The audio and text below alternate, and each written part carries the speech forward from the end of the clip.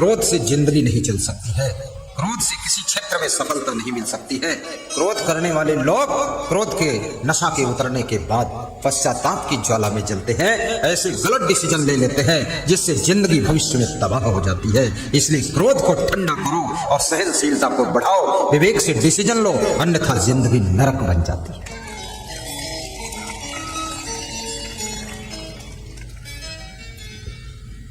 कभी कभी ड्राइवर को क्रोध आता है, बोलता है मैं गाड़ी नहीं चलाऊंगा।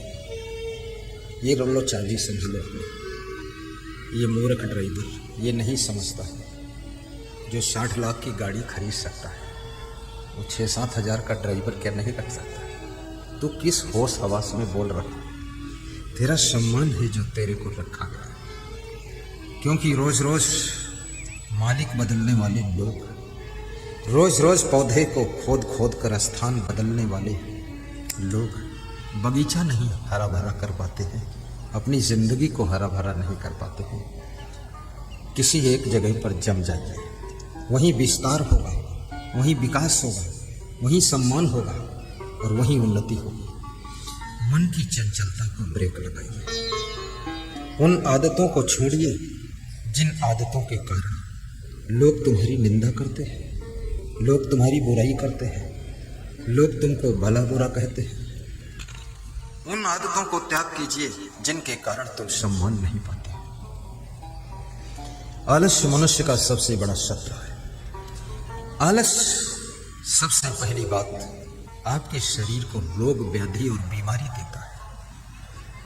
ये शरीर से यदि हिलोगे नहीं, डुलोगे नहीं, कुछ करोगे नहीं, चलोगे नहीं, फिरोगे नहीं, ये शरीर में सैकड़ों रोग इकट्ठे होंगे। ये शरीर बहुत दुख देता है, इसलिए आलस्य को छोड़ो। आज रात में 1 बजे मैं पैदल चल रहा था, वहीं निवास में 1 घंटा पैदल चलता रहा, क्योंकि शाम को वक्त नहीं मिला, रात में चालू की।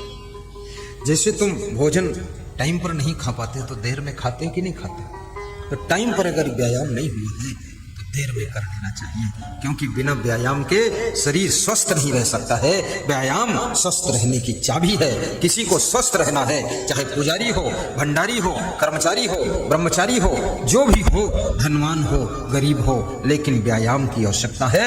नर हो या नारी हो, व्यायाम से शरीर स्वस्थ भी होता है और सुंदर भी रहता है। इसलिए व्यायाम सबको करना अनिवार्य है। घर के कार्यों को भी, कितने घरों में दाई आती है, दाई, और दाई पूरे घर को बीमार कर देती है, क्योंकि जितने मोटे काम है वो दाई कर देती है। जब मोटे काम दाई करती है तो पूरे घर को वो मोटा कर देती है, घर वाले सब मोटे होते जाते हैं। दाई अलग से ले रही 7,000 महीना और मोटे मोटे काम कर रही, दाई पतली होती जा रही है। और घर के जो माई है, माई, घर की माई, मालकिन, वो मोटी होती जा रही है। काम खत्म, पैसा हजम हजम, बहुत बीमारियां। सुबह से लेकर अपने घर के छोटे छोटे, बड़े बड़े, मोटे मोटे कार्यों को दौड़ दौड़ करके कीजिए। जब तुम बर्तन मांजोगे, अंगुलियों का व्यायाम, ये कलाई का व्यायाम। सुबह सुबह हम योगा करते हैं संत लोग, तो उन योगा में एक अंगुली का योगा है, ऐसे वाला। दूसरा योगा है ये वाला। तो जब बर्तन मांजोगे ये अपने आप योगा हो जाएगा। आटा मारोगे उंगली का योगा हो जाएगा। योगा भी हो गया और कार्य भी हो गया। अत्यंत कोप। कभी कभी दुकानदार को बहुत क्रोध आता है, अति क्रोध आता है। और जब अति क्रोध आता है और दुकानदार अपने क्रोध को ग्राहक के ऊपर उड़ेल देता है, ग्राहक दुखी होकर चला जाता है। वो ग्राहक सैकड़ों ग्राहकों से तुम्हारी निंदा करता है, बुराई करता है कि उसकी दुकान पर जाने लायक नहीं, झगड़ालू है, बहुत गाली बकता है, लड़ाई करता है। दुकान का प्रचार एडवर्टीजमेंट से केवल नहीं होता कि आप टीवी में दिखा दो प्रचार हो जाएगा, नहीं। दुकानदार का प्रचार, दुकान का प्रचार दुकान के सामान का प्रचार। नंबर 1, बेचने वाले में क्वालिटी होना चाहिए और सामान में क्वालिटी होना चाहिए। आपका सामान यदि क्वालिटी का है, कल एक भक्त कुछ दवाई लेकर आए, एनार्ट पाउडर, राइट किंग ऑयल तेल, बोले ये दर्द का है गुरुदेव, आप इसको थोड़ा छू लो तो इसमें ज़्यादा शक्ति आ जाएगी। तो हमने कहा किस दर्द का? बोले कमर दर्द, घुटना दर्द। तो हमने कहा ठीक है, तो इससे कमर दर्द चला जाएगा, मिट जाएगा। बोले मिट जाएगा। तो हमने कहा ठीक है। तुमने कहा मैं छू लूंगा तो और शक्ति आ जाएगी, तो कहीं कमर ही ना मिट जाए। तो बोले तो कम छूना, थोड़ा शक्ति आ जाती है। महान पुरुषों के स्पर्श से भी करंट मिलता है। कई माताओं ने मुझसे बताया कि मेरे बच्चे को बहुत क्रोध आता है, तो मैंने अपने चरण के अंगूठे के नाखून के ऊपरी भाग पर गुरु पद नख मणि गण ज्योति मस्तक, उस बच्चे से कहा मस्तक लगाइए यहाँ, और फिर 3 मंत्र पढ़ा, आशीर्वाद दिया। दूसरे दिन फिर उस बच्चे को लेकर माता जी आई, बोली आधा क्रोध ठंडा हो गया, आधा ठीक है, एक बार और करंट दे दो। हमने कहा कहीं तुम्हारा बच्चा ही न ठंडा हो जाए, इसलिए अब रहने दो, ज़्यादा करंट भी नहीं लेना चाहिए, और ज़्यादा करंट लोगे गुरु का करंट ही ना खत्म हो।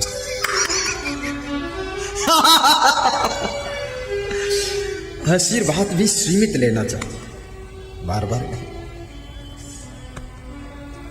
रोटी पक गई और पकाओगे तो रोटी जल जाएगी। आशीर्वाद मिल गया फिर बार बार करंट लगाओगे, बात खत्म हो जाएगी। दुकानदार का क्रोध दुकान के ग्राहकों को दूर कर देता है। और याद रखना, कभी कभी तुमको अपने मित्रों के ऊपर क्रोध आता है, वह क्रोध मित्रता को शत्रुता में बदलने का काम करता है। पहली बात, मित्रों की ज्यादा संख्या मत रखिए। मित्र कम हो, लेकिन जो मित्र हो उन मित्रों में दम हो, ऐसे मित्र होना चाहिए। कृष्ण और सुदामा जैसी मित्रता होनी चाहिए। सुदामा गरीब है, कृष्ण अमीर है, लेकिन मित्रता प्रेम से जुड़ती है। बहुत ज्यादा मित्रों को तुम निभा भी नहीं पाओगे, क्योंकि मित्रों में भी समय देना पड़ता है, मित्रों को भी संभालना पड़ता है। अति क्रोध, अत्यंत कोप है। कभी कभी माँ बाप को क्रोध आता है अपने बेटे और बहू के ऊपर। वह क्रोध भी बेटे और बहू के लिए नुकसान तो करता है, पर माँ बाप का क्रोध माँ बाप की जिंदगी को तबाह कर देता है, और माँ बाप अकेले पड़ जाते हैं। जिस दिन से सास ससुर बन जाओ, उस दिन से समझ लेना 80% तुम्हारा पावर खत्म हो चुका है। अब नया चुनाव हो चुका है, नई बहू आ गई है, अब उसका शासन आ चुका है। अब तुम राज्यपाल बन गए हो, मुख्यमंत्री नहीं हो। राज्यपाल जैसे पार्टियों में होता ना, जिसका शासन खत्म उसको राज्यपाल बना देते ताकि तसल्ली रहे। तो ये सास ससुर का दर्जा राज्यपाल जैसा है, पड़े रहो, पटना में राज्यपाल बनकर बैठे रहो। राज्यपाल बस सुविधा तो मिलती है, सम्मान मिलता है, लेकिन पावर ज्यादा कुछ नहीं है। बस देखता रहता है, ऐसे देखता रहता है क्या हो रहा है, और कुछ है। एक राज्यपाल से मैंने पूछा तुम कितना सहायता कर सकते हो? बोले ज़्यादा से ज़्यादा 10,000। तो हमने कहा 20,000 तो हम ही कर देंगे सहायता। बोले नाम है, काम कुछ नहीं। तो हमने कहा चलो भागे भूत की लंगोटी वाली 10,000 ही दे दो, कोई बात नहीं। सास ससुर का पावर समाप्त है। और कितना बड़ा अधिकार हो तुम्हारे पास, अधिकार का कभी अहंकार मत करना। कितनी सासुएं अपनी बहुओं से कहती हैं अपना झोला बांध लो, जहां से आई हो वहां चली जाओ। ये अति क्रोध की बात है। अगर ये बहू जहां से आई है वहां चली जाएगी तो तुम्हारे वंश का आगे संचालन कौन करेगा? पोता कहां से पैदा होगा? आगे की जनरेशन बंद हो जाएगी, पीढ़ी समाप्त हो जाएगी। अब बुढ़ापे में क्यों इतना अहंकार कर रही हो सासू जी? मान जाओ, ठंडी हो जाओ, बिस्कुट खा लो। लबझब बिस्कुट खा के लाबड़ झाबड़ काम मत करो। ठहाका नमकीन खा के ठहाका लगाती हो। ऐसी बात अपनी बहू से मत करो। ये घर बहू के हाथों में सौंपने का वक्त आ गया है। और बहुओं से भी कहूंगा, ससुराल में जाकर के दो चीजों का त्याग करो, क्रोध का त्याग करो और आलस्य का त्याग करो। कितनी बहुओं का आलस्य और क्रोध, गुस्सा ससुराल में एटम बम का काम कर रहा है। और आजकल की न्यू मॉडल की बहुएं, उनकी अंगुलियां इतनी पतली पतली है और अंगुली से वे मूली उठाए तो अंगुली में दर्द हो जाती है।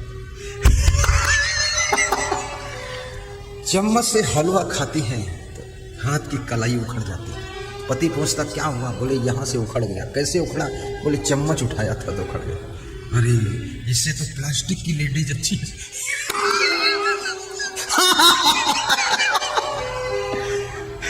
इतनी लचपचही, इतनी ढिलढिलही, सिलसिलही। अरे स्ट्रिक्ट होना चाहिए। बहू बनने का अर्थ ये नहीं है कि बीमार हो गई तुम। कोई मनुष्य जब बीमार होता है, बीमारी की पीड़ा उसे अकेले भोगना पड़ता है, कोई इसमें साझा नहीं करता। इसलिए याद रखना, मेहनत करिए ताकि आप बीमार ना हो, कम खाइए ताकि आप विद्यमान बने रहे, प्रसन्न रहिए ताकि स्मरण शक्ति तेज रहे, हंसिए ताकि आपको नींद अच्छी आ सके, बीपी आपका हाई ना हो, और रोइए ताकि आपका हार्ट अटैक ना हो। कभी कभी रोया भी करो। गहरी नींद सोइए ताकि बॉडी में कोई बीमारी न रह सके। आपको यदि गहरी नींद आती है और गहरी नींद सोते हैं, बीमारी का नामो निशान नहीं रह सकता है। आज मैं 11 बजे भोजन प्रसाद लिया, 11 से 12 दर्शन दिया, 12 से अंदर रूम में गया। न जाने कौन सा जादू राम अनेक ठाकुर ने चलाया। सोनी देवी ने मंत्र फूंक दिया, यहीं से फूंक। कमरे में बेहोश हो गया मैं, 1:30 बजे तक बेहोश रहा। ये पता ही नहीं था कि प्रवचन में भी जाना है। बेहोश सो रहे हैं। संतों ने दरवाजा खटखटाया। दरवाजा तो खुला ही था, कुंडी नहीं लगाता हूं दिन में, रात में लगाता हूं। और रात में भी जब नहीं लगाता हूं, रात में द्वारपाल जागता रहता है, बैठा रहता गेट पर। खूब दरवाजा खटखटाया तो मेरी आंख खुली। तो मैं सोच रहा था सवेरा हुआ है, कहाँ हूं कुछ पता नहीं। ऐसा सो जैसे तुम मर गए और ऐसा मरो कि फिर से पैदा हो। कला सीखो। इस दुनिया में तुम क्या पाओगे? कुछ मिलने वाला नहीं। भ्रमित मत हो जाता। सुबह से लेकर शाम तक करते क्या? करना क्या? बस नहाना धोना खाना पीना, यही सब है। जूता चप्पल ठीक करो, पैंट शर्ट, यही भोजन, रसोई, किचन, सब्जी वब्जी, तेल कचौड़ी पकौड़ी बनाते खाते रहो। लेटरिन पेशाब करो, स्नान करो, कपड़ा धो, यही लफड़ा है और क्या करें। और इसी के इंतजाम के लिए दिन भर नौकरी मजदूरी सब करते रहो, भागते रहो घोड़े की तरह। तो कम से कम इतना कर रहे हो तो गहरी नींद सोना भी सीखो। आजकल कितनी महिलाओं को भी बहुत स्ट्रेस रहता है, टेंशन बहुत रहती है। कितनी महिलाएं, इसलिए महिलाएं भी अब बहुत बदसूरत होती जा रही है, देखने योग्य नहीं रह गई।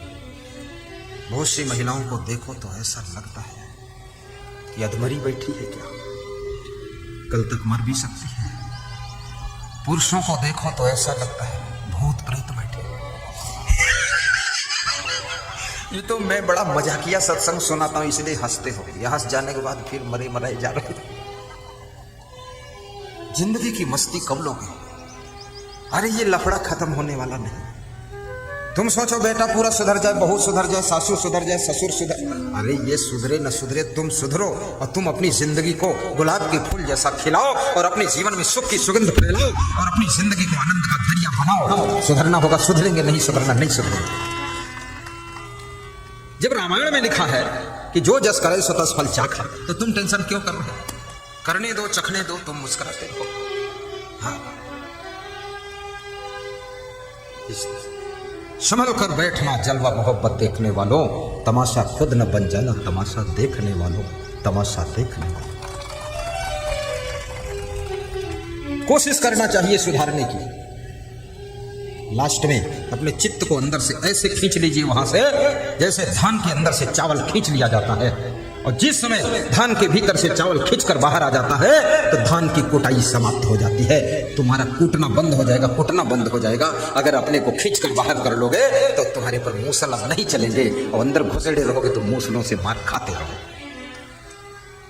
चित्त हटाइए, घर ही में रहे, मगन रहो। अब नहीं सुधर रहे लोग तो क्या करो? मध्य प्रदेश से एक फोन आया, किसी माता जी का फोन था। मिली तो कभी नहीं, प्रवचन सुनती है, कहीं से नंबर ढूंढा, 6 महीने प्रयास किया, बात रोने लगी, बोली कि पति जी शराब पीते हैं गुरुदेव, क्या करूँगा?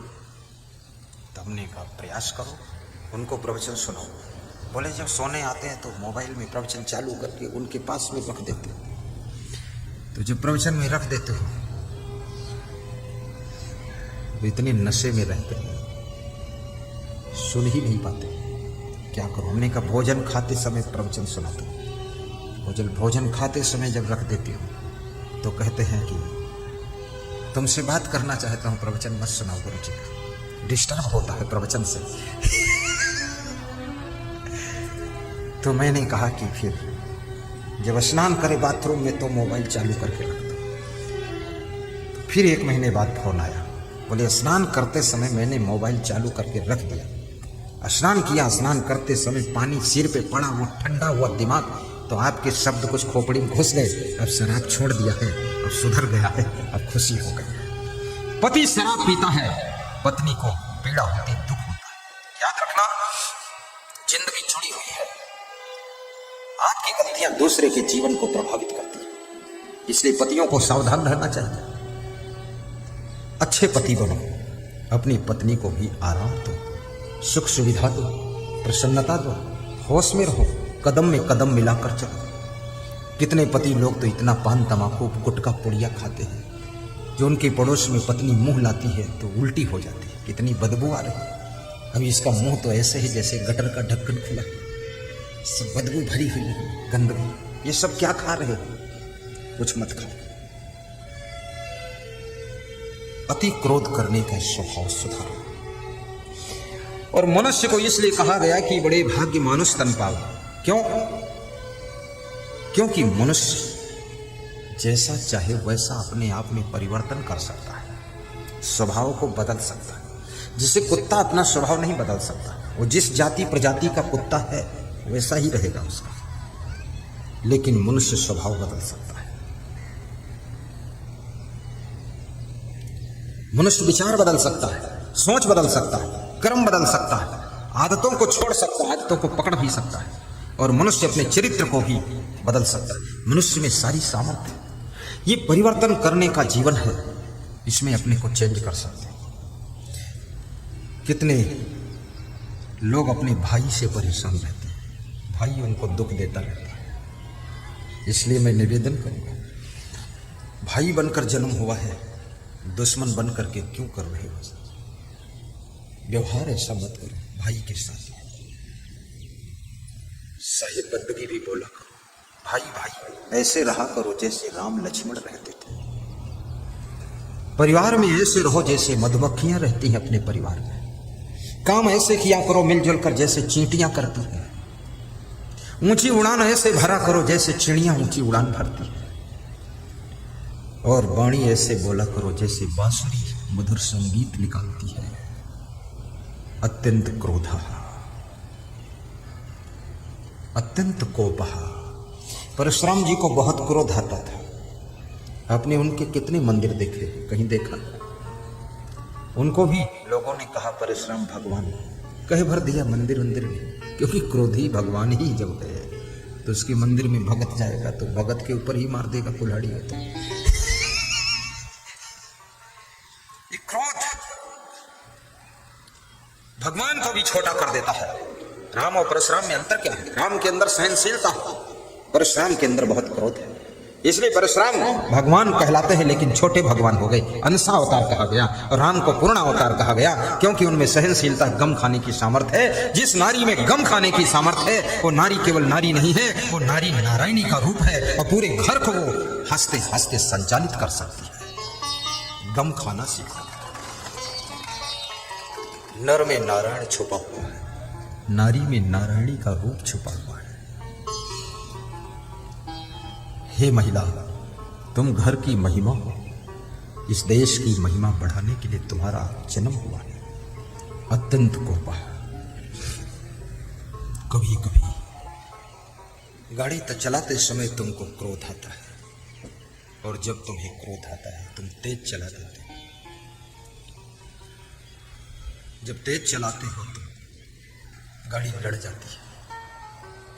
कल मैं जा रहा था दानापुर तरफ, तो रास्ते में एक गाड़ी देखा, बैंगन-आर, उसका नाम है बैंगन-आर।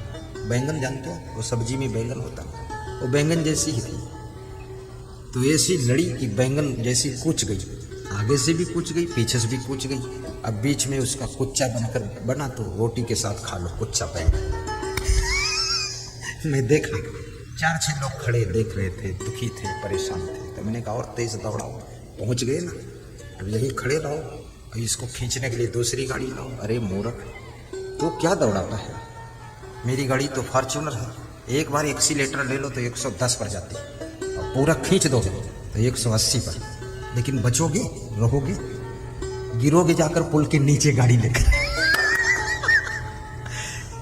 गाड़ी नहीं दौड़ाना है। क्रोध में गाड़ी चलाने वाला ड्राइवर गाड़ी और स्वयं और बैठे हुए यात्रियों को भी खतरे में डाल देता है। कभी कंपटीशन पर गाड़ी मत चलाइए। कोई तुमसे आगे निकाल ले गया, थोड़ा धीमा करो और कहो राम राम शब्द है, आगे चलो, मुक्ति है। इतना क्यों क्रोध में गाड़ी ढाला है? जिन श्रोताओं को नीचे बैठने में तकलीफ हो, इधर आ सकते हैं कुर्सी पर, आ जाओ। झा साहब उधर जाओ, कुर्सी लो, कुर्सी पर बिठा लो। कुर्सियां कम क्यों हैं? कुर्सी कौन उठा ले गया? कुर्सी और दो, जो दुबले पतले हो कुर्सी दे दो इनको, बड़े बुजुर्गों, नहीं तो तुमको बूढ़ा बना दूंगा मंत्र मार के। हाँ बैठो। हाँ वो झा साहब है, अभी कथावाचक है, दमदार है। तो मेरी कथा में बैठ गया, यही बात है, नहीं तो हम जैसे प्रवचन करने वालों को तो चटनी बना देगा। एक कथाकार दूसरे कथाकार की कथा सुन ले, ये बहुत बड़ी बात है, छोटी बात नहीं। बैठो विराजो, आप यहाँ बैठ जाओ महाराज जी। हाँ यही बिछौना पर बैठ जाओ, नीचे नहीं ना, तुम वहीं बैठो महाराज। हाँ ए झा साहब ऊपर कुर्सी, ए झा साहब वहीं बैठो कुर्सी पे। हाँ बस ये बात, बस बदला बदली ज़्यादा मत करो। हाँ वो बैठा रहेगा, वो तो मेरा चेला है, कोई बात नहीं।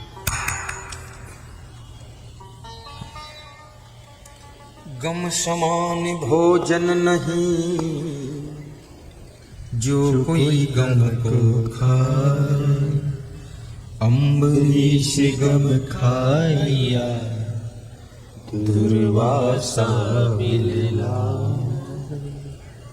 अत्यंत कोपा।